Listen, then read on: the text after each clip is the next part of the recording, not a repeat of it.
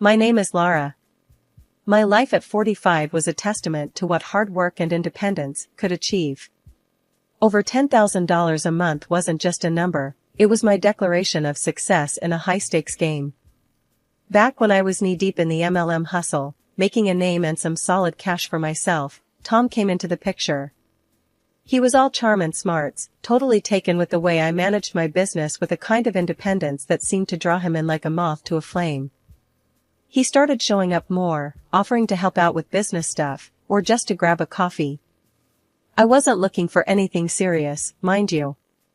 I liked my freedom, liked making my own rules and breaking them if I felt like it. But Tom, he had a way about him, a persistence that wasn't pushy but kind of endearing. "You're not like most folks I meet in this gig," I told him once, over coffee. "Most guys run for the hills when they hear network marketing." Tom chuckled, taking a sip of his coffee. "Maybe I like the view from the hills. Gives me a chance to see who's climbing up to meet me." It was this blend of humor and sincerity that drew me to him. Our meetings became more frequent, and Tom's interest in my world grew. He asked questions, real ones that made me explain my business in ways I hadn't even considered. It was refreshing, invigorating, and, dare I say, flirtatious. We'd sit and chat about everything under the sun, and it wasn't long before he started talking about his mom. Now, I've always been close to my own folks, so hearing him speak so respectfully about his mother caught my attention. It wasn't just talk, you could tell he meant every word, held her in high regard. And that, I could respect. "Yeah, my mom's the real deal," he'd say with a kind of pride that lit up his face. "She's been through a lot, you know? Raised me all on her own. She's my rock." Hearing that stirred something in me. I've seen my own parents stick out the tough times, their love and respect for each other a constant through it all. I guess that's what got me seeing Tom in a new light. So, when he asked me to marry him, it wasn't the grand gesture or the promise of a life of ease that got me to say yes. It was the simple, honest love he had for his family. I thought, anyone who holds his family in such high regard, who talks about his mom with that much admiration, he's got to be a good man at heart. We got hitched, and those first few months were something out of a dream. Laughs, late-night talks about where we wanted our little empire to go, weekend getaways, just because we could. I was happy, genuinely happy, thinking I'd found someone who got me, who respected my hustle and had my back. After the initial bliss of our unconventional meeting and the whirlwind romance that followed, settling into married life with Tom brought its own set of challenges.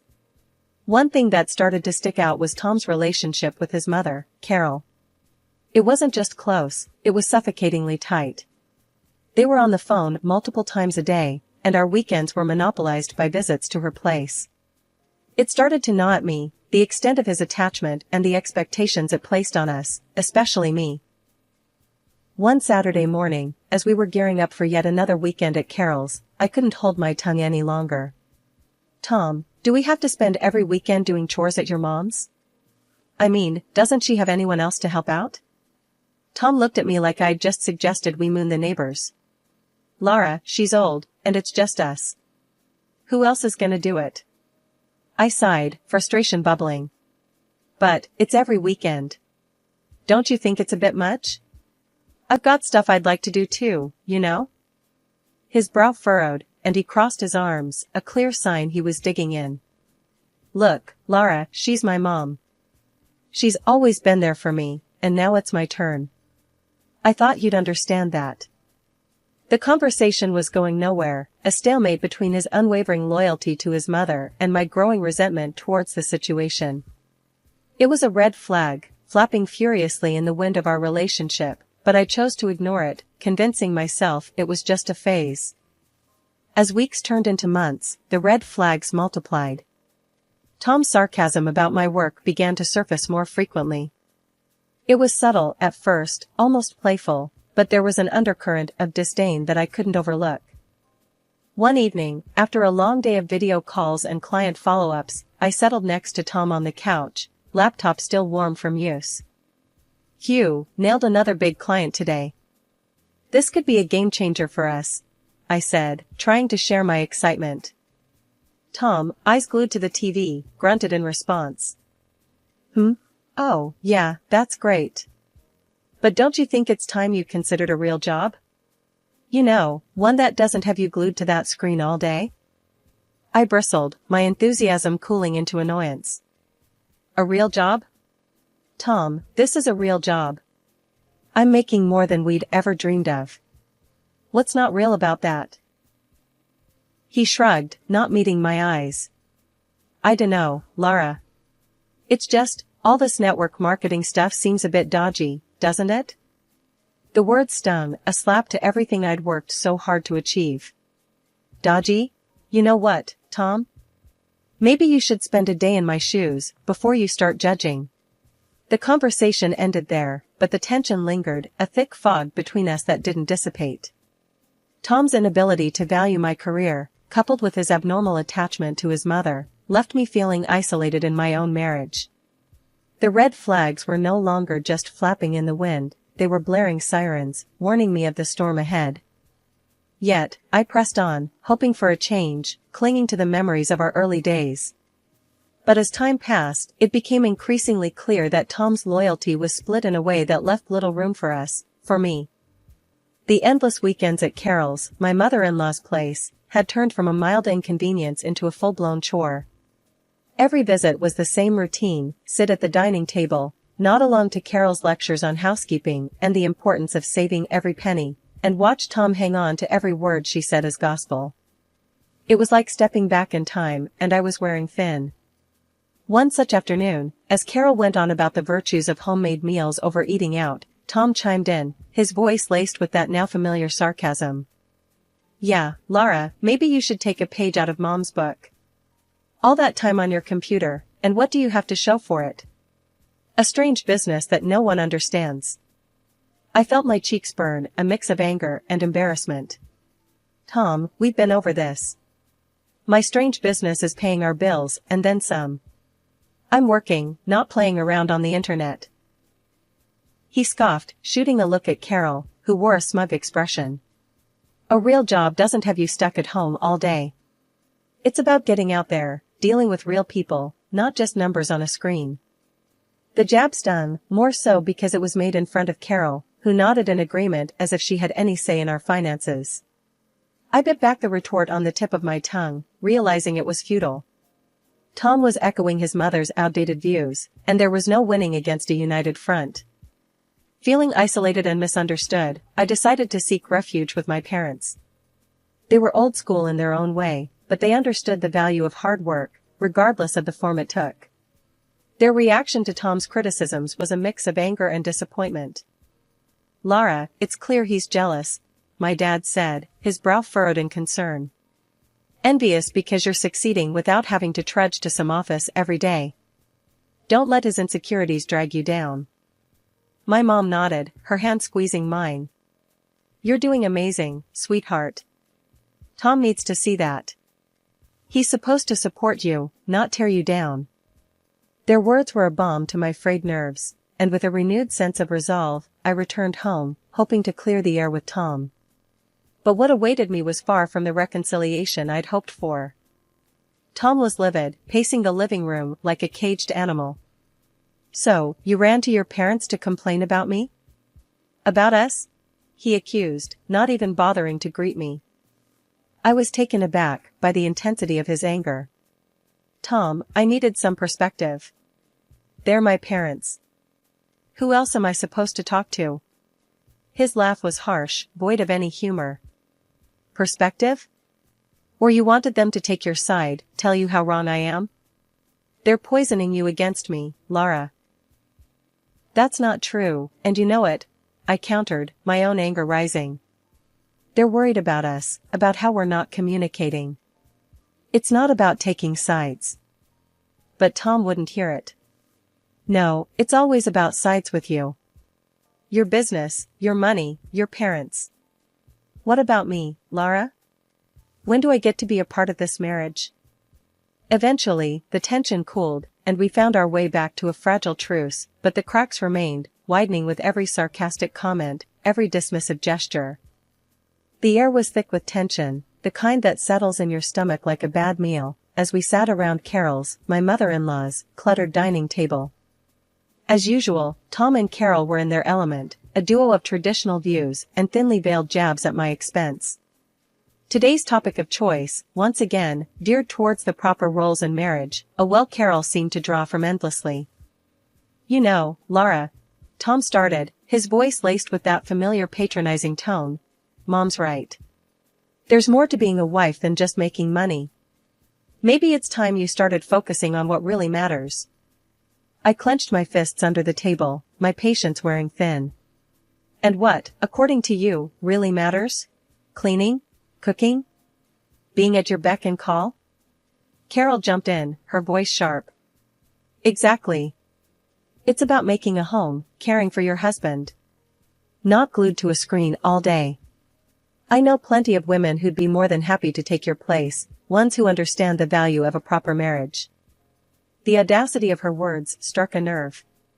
Oh, is that so? I shot back, my voice rising despite my attempts to keep calm. You think you can just replace me with some Stepford wife who fits your outdated idea of a proper marriage? Tom's allegiance was clear as he nodded along with his mother's cruel suggestion. Laura, you're missing the point. It's not about replacing you. It's about what's best for us, for our family. Best for us? Or best for you and your mother?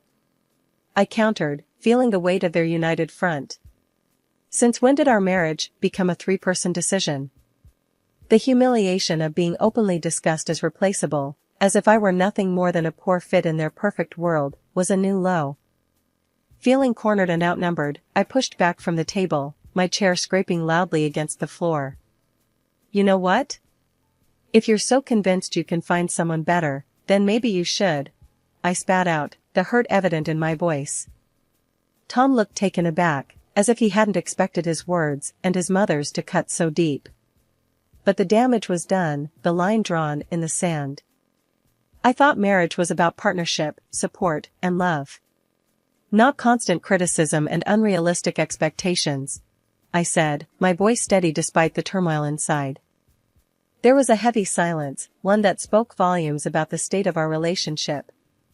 As I walked out of the room, the sound of my footsteps echoed, a resolute declaration that I wouldn't be belittled or demeaned any longer. After the last blow-up, I was done. Done with the weekend cleanups at Carol's, done with the moralizing, just done. Tom tried to guilt-trip me about it, calling me selfish, saying I didn't care about family. But I wasn't having any of it this time. I had reached my limit. Then came the day that broke the camel's back. I noticed our joint account was bleeding money, a lot of it. Money we'd been scrimping and saving for a new car, our dream car. My heart raced as I logged into our online banking, only to see a massive transaction that nearly wiped us out. I confronted Tom the moment he walked through the door. Where's the money, Tom? The car fund, it's practically gone. He couldn't look me in the eye. I had to use it for something important. Important?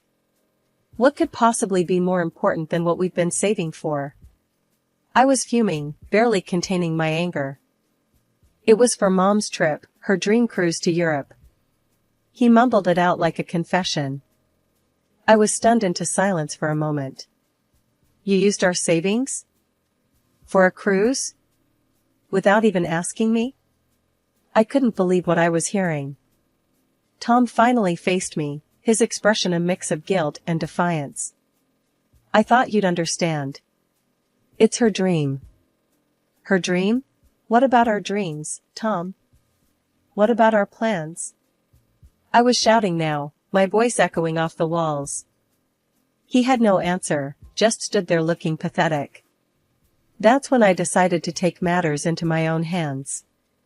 I called Carol, hoping, maybe foolishly, that she'd see reason.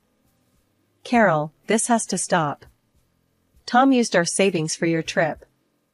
This is a mistake. You need to cancel it, I said, trying to keep my voice steady. Her laughter over the phone was like acid. Cancel? Why would I do that? It's a gift from my son.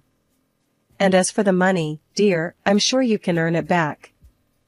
The contempt in her voice was palpable. You're not even going to consider it? After everything, this is how little you think of me? I was grasping at straws, but I had to try. Listen, darling, I'm not refusing a trip of a lifetime. And if you're not happy, well, Tom's already prepared for that too. Check the desk drawer, she said, her voice cold. I hung up and went straight to the desk, my hands trembling. There, among bills and old receipts, were the divorce papers, signed and ready to go, as if Tom had been planning this all along. My heart wasn't just broken, it was pulverized. I signed them, my hand steady, but my soul in turmoil. Packing my bags felt like I was erasing a part of my life, a part one once cherished. As I zipped up the last of my luggage, Tom finally spoke up. His words were a cold dagger. I saw how you talked to my mother. No respect. You don't deserve to be in this house. You don't deserve me. His words hit me like a slap. The arrogance. The conceit. To think he saw himself as some prize, worth fighting over, after everything that happened. It was laughable, if it wasn't so tragic. Yeah? Well, maybe I don't want to deserve a man who thinks so little of me. Who values his mother's happiness over his wife's. My voice was calm, but inside, I was a whirlwind of emotion. Tom just shrugged, a smug look on his face. Good luck finding someone who'll put up with you like I did. I shook my head, disbelief and anger mingling. Trust me, Tom, the only thing I'll be looking for is peace. Something you and your mother never gave me. Leaving that house, I felt a weight lifting off me. It was the end of one chapter and the start of another. Driving to my parents' house, the emotions were overwhelming. But as soon as I saw the familiar front door, a sense of relief washed over me. This was home. This was where I belonged. My parents were shocked at first, but their support was unwavering. You're back now, and that's all that matters, my dad said, his voice firm and comforting. Mom was more fiery. Let him live with his mother if he loves her so much. You'll find peace now, without their constant badgering. And she was right. I threw myself into my work, my independence blossoming in the absence of Tom's and Carol's criticism. Saving money became easier without the drain of their demands. Slowly, I started to build a life for myself, one where I was in control, where my achievements were celebrated, not belittled. Living with my parents again, I rediscovered what support and love felt like. It wasn't long before I was able to move into my own place, a small but cozy house that was all mine. No Carol to judge me, no Tom to disappoint me. Just me, my work, and the peace I had longed for. Reflecting on everything that happened, I realized Tom was no prize. The real prize was finding myself again, rebuilding my life on my terms. I found strength I never knew I had, and a sense of peace that was priceless. Months had passed since I left Tom and his overbearing mother behind, settling into a rhythm of work, savings, and peace that had long eluded me. My new life was a quiet one, filled with small joys and achievements that were entirely my own. Then, out of the blue, my phone rang with a number I hadn't seen in a while. It was Carol. Hello? My voice was cautious, the old feelings of tension instantly creeping back. Lara, it's Carol. We need your help. Her voice was shaky, a far cry from the confident, often haughty tone I was used to. I was taken aback. My help? Why would you call me after everything? It's Tom, she said, and I could hear the strain in her voice. He's sick, Lara. Very sick. Lung cancer. The news hit me harder than I expected. Despite everything, I felt a pang of concern. I'm sorry to hear that, Carol. But why are you telling me this? Because he needs you, Lara. He needs your support, your forgiveness. We need the money for his treatment. You were always the one who managed to pull things together, she pleaded. I was stunned into silence for a moment. The audacity of her request left me speechless. You want my money? After you practically pushed me out of your lives? Carol's voice hardened. You can hold on to your grudges, Lara, but this is life and death. You were his wife. Doesn't that mean anything to you? The old Carol was back, it seemed.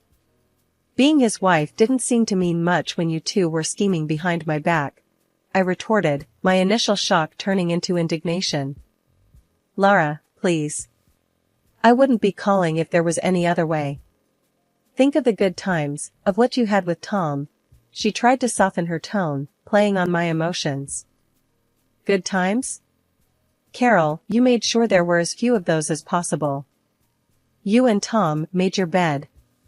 Now, you get to lie in it, I said, the years of frustration and hurt fueling my words. There was a pause, and then Carol's voice came through, colder and sharper than before. Fine. If that's how you want to play it. But remember, you're turning your back on Tom in his time of need. Not me. The call ended, and I sat there, phone in hand, a tumult of emotion swirling within me. Anger, guilt, sadness, a cocktail of feelings for a man who had chosen his mother over our life together, and for a woman who saw me as nothing more than a bank. In that moment, I realized the true extent of my freedom. I was no longer bound by their expectations, their demands, or their crises. My life was my own, built on my efforts, my sacrifices. The call, unexpected as it was, served as a stark reminder of the life I had left behind, a life filled with manipulation and emotional blackmail. As I put the phone down, a sense of resolve settled over me. My departure from Tom and Carol's lives was not just a physical one, it was an emotional and financial break too. I had moved on, building something that was entirely mine, free from their shadows.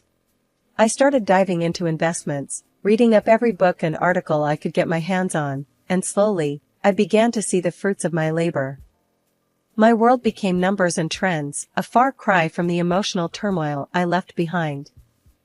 Word got around, as it always does, about Tom's worsening condition and how Carol was barely managing. They'd blown through whatever savings they had, living a life far removed from the comfort they once knew. And Carol, ever the martyr in her own story, made sure everyone knew how I abandoned them in their time of need, painting me as the heartless ex-wife. I heard these rumors from Jenna one afternoon over coffee. She hesitated before telling me, probably expecting me to react. But the truth was, I felt nothing but a distant pity for them. Can you believe it, Lara? Carol's out there telling anyone who'll listen about how you left them high and dry, Jenna said, her voice tinged with disbelief. I shrugged, taking a sip of my coffee. Let her talk, Jenna. Her words don't touch me anymore. I've moved on, and I'm investing in my future, something they never thought to do. Jenna looked at me, a mix of surprise and admiration in her eyes. You're really over it, aren't you? I mean, completely. I nodded, a smile playing on my lips. Completely. My life's taken a turn for the better since I stopped letting them define my worth. I'm making smart investments, learning more every day. Their opinions, their struggles, they're just echoes of a life I left behind. It was liberating, this feeling of complete detachment from the chaos that once consumed me. The rumors, the pitying glances, they meant nothing now. I was building something lasting, investing in myself and my future. The contrast between my growing stability and their dwindling fortunes was stark, but it was the result of choices we each made. As I continued to expand my knowledge and portfolio, the satisfaction of seeing my investments grow was unmatched. I was proving to myself, more than anyone else, that I could thrive on my own terms. The independence and financial security I was building were my true vindication, far removed from the petty squabbles and desperate gossip of Carol's making. One evening, as I reviewed my investment portfolio, the growth and progress reflected in those numbers filled me with a sense of pride. This was real, tangible proof of my resilience and foresight. The rumors, Carol's bitterness, Tom's struggles, they were just background noise to the symphony of my new life. In this quiet moment of reflection, I realized the true extent of my transformation. I had not only survived the storm, but emerged stronger, wiser, and more determined. My past with Tom and Carol was a chapter closed, a lesson learned, and my future was a canvas I was eager to fill with the colors of success and peace.